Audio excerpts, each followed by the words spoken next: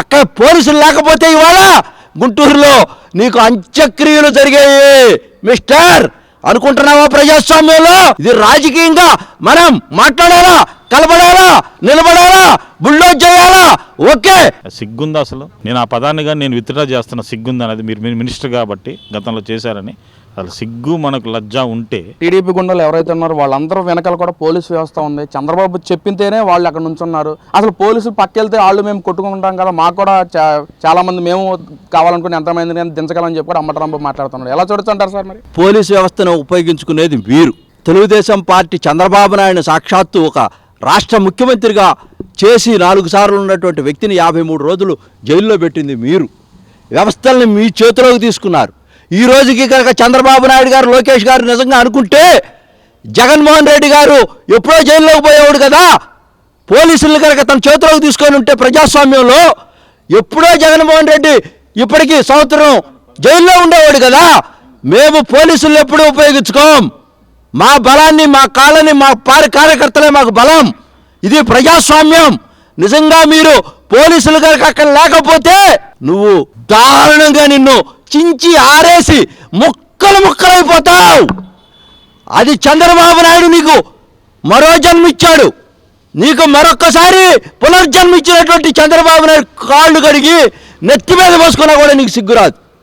అక్కడ పోలీసులు లేకపోతే ఇవాళ గుంటూరులో నీకు అంత్యక్రియలు జరిగాయి మిస్టర్ అనుకుంటున్నావా? ప్రజాస్వామ్యంలో ఇది కరెక్ట్ కాదు నువ్వు చేస్తుంది. ఇది రాజకీయంగా మనం మాట్లాడాలా, కలబడాలా, నిలబడాలా, బుల్డోజ్ చేయాలా? ఓకే, ప్రజలు అంతిమంగా తీర్పిస్తారు ఓటర్ దేవుళ్ళు. కానీ తల్లినన్నావే చూసావా? క్షమించేది లేదు నిన్నిక. ఇప్పటిదాకా పోనీలే సైతాను సైన్యం ఏదో మాట్లాడుతూ ఉంది అనుకొని వదిలేస్తూ ఉన్నాం.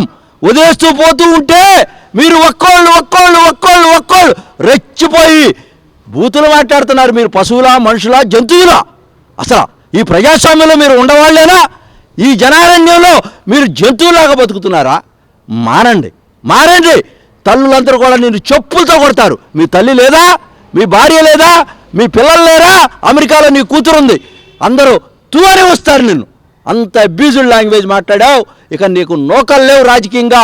నీ సంగతి మేము తేల్చుకుంటామని కూడా ఈ సందర్భంగా ఇక్కడి నుంచి నీ మీద శంకారావం పూరిస్తున్నాం. అంటే సార్, ఓడిపోయిన తర్వాత కూడా ప్రజలు చీకొట్టి 11 సీట్లు ఇచ్చారు సార్. ఇంకా వైసీపీ నాయకులు తగ్గకుండా ఇలా బూతులు మాట్లాడటం, అసలు ప్రభుత్వాన్ని దూషించే విధంగా చేయటం అసలు ఎలా చూడొచ్చు అంటారు? అసలు వాళ్ళకి భయం లేదు. ప్రజాస్వామ్యం అంటే విలువలు లేవు. అసలు వాళ్ళు నియంత పాలన నుంచి వచ్చారు. వాళ్ళకి ఆ ప్రజాస్వామ్యం మీద ప్రేమ లేనప్పుడు వీళ్ళు అటవిక రాజ్యంలో నుంచి వాళ్ళు దారుణమైనటువంటి దోచేసుకొని రాష్ట్రాన్ని ఆ డబ్బులతో అధికారంలోకి వచ్చిన వాళ్ళకి ప్రజాస్వామ్యం మీద ఏవి ప్రేమలు ఉంటాయండి? వాళ్ళ గురించి మాట్లాడటం కన్నా కూడా అసలు వాళ్ళని జనమంతా ఉమ్మేసి చీకొట్టి సమాజంలో నాకు అసలు అంబటి రాంబాబు గురించి మాట్లాడాలని అసలు లేదు. కానీ సమాజానికి తెలియపరచాలి కాబట్టి మేము మాట్లాడుతున్నాం. మాకు సభ్యత, సంస్కారం మాకు అన్నీ ఉన్నాయి కాబట్టి మేము తెలుగుదేశం పార్టీ వాళ్ళుగా ఈ రోజున మేము చాలా ఆవేశంతో ఉన్నాం, చాలా బాధతో ఉన్నాం. అసలు ఆ కట్టలు తెంచుకుపోతాయి. ఇందాక పోలీసులు లేకపోతే చూసుకో నీ సంగతి ఏమయ్యేదో. అది ప్రజాస్వామ్యం. అది చంద్రబాబు నాయుడు. శత్రువును కూడా ప్రేమిస్తాడు అతను. చంద్రబాబు నాయుడు, లోకేష్ గారు శత్రువునైనా ప్రేమిస్తారు. ప్రజాస్వామ్యాన్ని 4 పాదాల నడిపిస్తారు. వారికి ఉన్నటువంటి గొప్పతనం అదే. అందువల్లే ఆయన 4 సార్లు ముఖ్యమంత్రి అయ్యాడు రాష్ట్రంలో. మరి మీరు అన్నట్లుగా చంద్రబాబు కూల్గా ఉంటారు, ప్రజల మనిషి అంటా ఉన్నారు. మరి ఎందుకని జగన్మోహన్ రెడ్డి కానీ గతంలో మనం విధంగా చూసాం, మరి టీడీపీ కార్యకర్తలనే టార్గెట్ చేసి అన్యాయంగా కేసులు పెట్టడం కానీ అన్యాయంగా అరెస్టులు చేయడం చూస్తాం. మరి ఎందుకని వీళ్ళు చేతకాని ప్రభుత్వానికి వచ్చా లేకేంటి సార్? అసలు చేతకాని ప్రభుత్వం కాదు సార్. వాళ్ళు చేసిన పనులే మనం చేయాలనుకోవటం ప్రజాస్వామ్యంలో అది కరెక్ట్ కాదు. ప్రజలందరూ ఇది చేతకాని ప్రభుత్వం అనుకుంటున్నారు. అది కరెక్ట్ కాదు. అదే వ్యక్తిగత ఎజెండాతో ఎవరైనా మాట్లాడచ్చేమో, కానీ ప్రజల్ని కాపాడుతానని వచ్చి ప్రజాస్వామ్యం మీద, రాజ్యాంగం మీద ప్రమాణ స్వీకారం చేసి వచ్చినటువంటి ఒక ముఖ్యమంత్రిగా బాధ్యతగా irrespective of caste and colour and creed and culture ఏ పార్టీలకు అతీతంగా అతను పరిపాలన చేసి అందరినీ కూడా ఈ రాష్ట్రంలో ఉన్న 5 కోట్ల మందికి పెద్దన్నలాగా ఉండి అతను సంక్షేమాన్ని, అభివృద్ధిని ఇవ్వాల్సినటువంటి బాధ్యత తన మీద ఉంది. కాబట్టి ఆ బాధ్యతను గుర్తెరిగినటువంటి వ్యక్తిగా ఎవరు రెచ్చగొట్టినా కూడా ఆయన రెచ్చిపోకుండా, ఎవరి మీద కక్ష సాధింపు లేకుండా ఒక అద్భుతమైనటువంటి మహా వ్యక్తిగా ఈ రోజున వీళ్ళు తిడతా ఉంటే అతను ఒక అద్భుతమైనటువంటి చంద్రబాబు నాయుడుగా ఉద్భవిస్తూ ఉన్నాడు, పైకి వెళ్తా ఉన్నాడు. జయజయలు పలుకుతున్నారు ప్రజలందరూ కూడా. ఎవరో రిఫ్రెష్ ఫెలోస్, రౌడీలు, గోండాలు మాట్లాడుకునేటువంటి భాషే కానీ సమర్థుడు చంద్రబాబు నాయుడు. తప్పకుండా మీరు మూల్యం చెల్లించుకోక తప్పదు.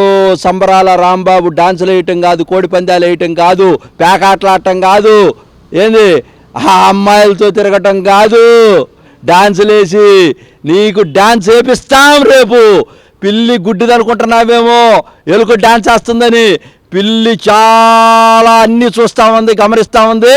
నీ తోక కట్ చేస్తాం, తోకనాడించాలి కానీ తోక తలనాడించకూడదు.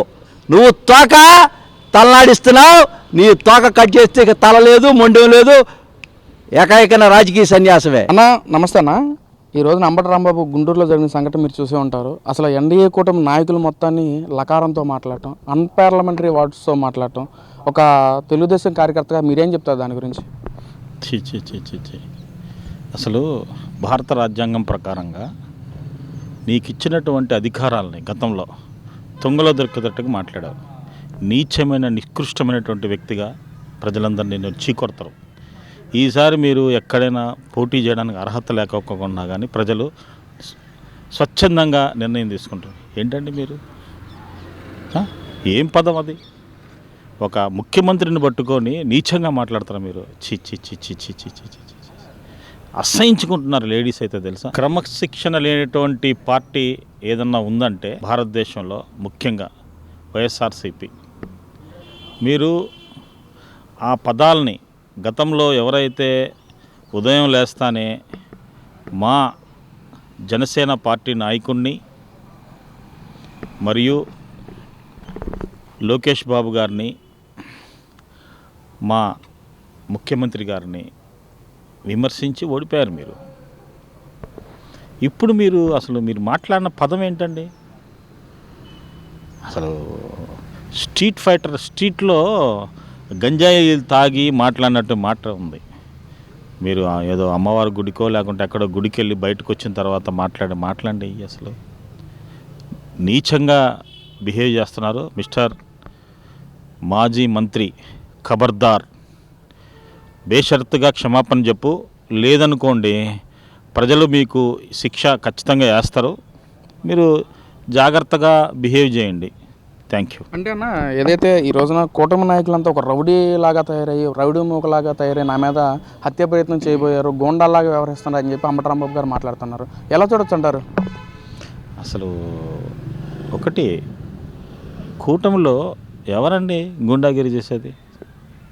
మీరు ఒకరి పేరు చెప్పండి. ఇప్పుడు ఉన్నటువంటి టీడీపీలో కానీ, జనసేన కానీ, బీజేపీ కానీ సిద్ధాంతపరంగా పరిపాలనలో కానీ చక్కటి పరిపాలన ఇచ్చేటప్పుడు మీరు రెచ్చగొడుతున్నారు మనుషుల్ని. అసలు మీ పదమే రెచ్చగొట్టే పదం ఇప్పుడు మాట్లాడిన పదం. అది ఇమ్మీడియట్గా విత్డ్రా చేసుకోండి. ఇప్పుడు కానీ మేము చాలా పద్ధతిగా మాట్లాడుతున్నాం. మిస్టర్ అంబటి రాంబాబు, మీరు రాజకీయ సన్యాసం తీసుకుంటే మంచిది. అంటే సీఎం స్థాయిలో ఉన్న చంద్రబాబుని కానీ, లోకేష్ కానీ, వాళ్ళిద్దరిని కూడా ఒక దూషించదగే వ్యాఖ్యలు చేయటం, అసలు ఎందుకని వైసీపీ నాయకులు ఇలా దూషించే వ్యాఖ్యలు చేయడం ఎంతవరకు కరెక్ట్ అంటారన్నా? అంటే సీఎం స్థాయిలో ఉన్న వ్యక్తి అసలు అలా కాదండి. వాళ్ళు టెన్షన్కి గురయ్యారు. గత ఎలక్షన్లో వాళ్ళు ఏదో పెద్ద ఊహించుకొని ఆ 11 కానీ ఏదో అదృష్టం కొద్ది వచ్చాయి. 11 కానీ రాకూడదు యాక్చువల్గా చెప్పాలంటే. ఇంకా ఇప్పటికన్నా సిగ్గు తెలుసుకొని ఇటువంటి మాటలు మాట్లాడుకోకుండా పద్ధతిగా ఉండాలని కోరుతున్నాం. అంటే అసెంబ్లీ సాక్షిగా గతంలో కొడాల నాని గారు కానీ, వల్లభనేని వంశీ కానీ అలా ఎన్నో వ్యాఖ్యలు చేసి బూతులాడటం, మరి ఇప్పుడు అంబటి రాంబాబు గారు కూడా ఇలా వ్యాఖ్యలు చేయటం, అసలు ఎందుకని ప్రభుత్వం ఇలా ఉపేక్షించడం ఎంతవరకు కరెక్ట్ అంటారు? వీళ్ళు ఇలా మాట్లాడుతూ ఉంటే. అంబటి రాంబాబు గారు ఈ పదాలు ఎప్పటి నుంచో మాట్లాడుతున్నారండి. ఇప్పుడే మనకి టీవీలో వచ్చింది, ఇప్పుడు కాదు, ఎప్పటి నుంచో ఉంది. అప్పుడైతే అధికారం ఉంది, మీడియా పర్సన్స్ని మెయింటైన్ చేసి అతను ఏదో కట్ చేయించుకున్నాడు. కానీ అతని బిహేవియర్ ఫస్ట్ నుంచి బాగాలేదు. అంటే అసలు ఎంతవరకు ఈ ప్రభుత్వం కూడా ఎంతవరకు ఉపేక్షించింది అనుకోవచ్చు? అసలు ప్రభుత్వమే కాదు సార్, ఇటువంటి వాళ్ళని నిర్మూలించాలి. అసలు ఏ ప్రభుత్వమైనా కానీ అసలు ఇటువంటి గూండాలని, రౌడీలు పరిపాలించేటువంటి ప్రాంతం కాదు ఇది. ఒక పద్ధతి ప్రకారంగా పరిపాలించుకునేటువంటి వ్యవస్థ ఇది. కాంగ్రెస్ పార్టీ కాండించి ఇప్పటి వరకు టీడీపీ వరకు ఒక పద్ధతి ప్రకారంగా నడిచింది వ్యవస్థ. దాన్ని గౌరవించుకొని వెళ్ళాలి కానీ ఇటువంటి వాళ్ళు ప్రజలు ఆటోమేటిక్గా అంటే తిరస్కరిస్తారు. చంద్రబాబు నాయుడు గారు 40 సంవత్సరాల అనుభవం ఉన్న వ్యక్తినే 52 రోజులు జైల్లో పెట్టారు జగన్మోహన్ రెడ్డి గారు. మరి ఇప్పుడు చంద్రబాబు నాయుడు గారు అధికారంలో ఉండి కూడా ఎందుకని ఇలా చేయలేకపోతున్నాం, వాళ్ళ మీద తప్పు చేసిన వాళ్ళ మీద కూడా ఎందుకు రాజకీయ శిక్ష చట్ట ప్రకారం వ్యవహరించలేకపోతున్నారని చెప్పి ప్రజలందరూ అనుకుంటున్నారు, చేతకంతనం అనుకుంటున్నారని చెప్పి అనుకుంటున్నారు. మరి ఎంతవరకు కరెక్ట్ అంటారు అది? అది తప్పది. మీరు మాట్లాడింది ఏంటంటే చంద్రబాబు నాయుడు ఎప్పుడు కానీ కక్ష సాధింపు చర్యలు తీసుకోడు. ఫ్రాక్షనిజాన్ని కూకటి వేలతో అణచివేసేసి ఫ్రాక్షన్ వద్దు, మనందరం కలిసిమెలిసి జీవిద్దాము అనే దాని మీదే ఉన్నట్టు వ్యక్తి. కానీ వీళ్ళలాగా ఫ్రాక్షన్ని ఎక్కడికక్కడ అవసరమైతే అక్కడక్కడ సృష్టించారు వీళ్ళు. ఆ సృష్టినంతా కట్ చేస్తూ వచ్చాడు ఆయన. ఇప్పుడు మళ్ళీ రెచ్చగొడుతున్నారు వీళ్ళు. రెచ్చగొడుతుంటే మా నాయకుడు ఎప్పుడు దానికి అటువంటి వాటికి భయపడ్డు అటువంటి ఏ విధంగా దాన్ని అణచివేయాలనే దాని మీదనే వర్క్ చేస్తాడు. అంబటి రాంబాబు చాలా తప్పు మాట్లాడాడు. దాన్ని బేషరత్తుగా ఆయన మీడియా ముఖంగా ఆయన క్షమాపణ చెప్పాలని మరో మాట కూడా మాట్లాడుతున్నారు అంబటి రాంబాబు. ఈరోజు పోలీసు వ్యవస్థ కనుసైగుల్లోనే వాళ్ళంతా గోండాలు నా మీద హత్యాప్రయత్నం చేయడానికి వచ్చారు. పోలీసులు ఎందుకు వాళ్ళతో చంద్రబాబు చెప్పిందే చేస్తాను, వాళ్ళ పక్కెళ్తే మేము కూడా మా జనాన్ని దించుకుంటాం, మేము కొట్టుకుంటాం కదా అని చెప్పి ఆయన మాట్లాడుతున్నారు. మాకు జనం ఉన్నారు, మేము దించుతాం అని చెప్పి అంటా ఉన్నారు. అంటే ఇదేమి ప్రజాస్వామ్యం కాదా? ఇది ప్రజాస్వామ్యంలో ఎవరి డ్యూటీ వాళ్ళు చేస్తూ ఉంటారు. మీరు ఎన్ని అరాచకాలు చేశారు గత ప్రభుత్వంలో, ఇక్కడ అదేం చేయలేదు కదా. ఈయన ఒక పద్ధతి ప్రకారంగా పోతున్నాడు. పోలీసులు కానీ ఒక పద్ధతి ప్రకారంగానే వాళ్ళ యొక్క లా అండ్ ఆర్డర్ ఏ విధంగా ఉందో దాని ప్రకారంగా వెళ్తున్నారు. చంద్రబాబు నాయుడు గారు సీఎం కాబట్టి, ఆయన లా అండ్ ఆర్డర్ మినిస్టర్ కాబట్టి ఆయన చెప్తాడు. తప్పేముంది దాంట్లో? మీరు అరాచకంగా ఎలా అంటే అలా అంటే వెళ్ళి ఇప్పుడు మాట్లాడిన మాట అంత పెద్ద బూతు మాట ఎవరన్నా అంటారండి? సిగ్గుందా అసలు? నేను ఆ పదాన్ని కానీ నేను విత్డ్రా చేస్తున్న సిగ్గుంది అనేది మీరు మినిస్టర్ కాబట్టి గతంలో చేశారని. అసలు సిగ్గు మనకు లజ్జ ఉంటే ఇమ్మీడియట్గా మీరు క్షమాపణ చెప్పండి మీడియా ముఖంగా.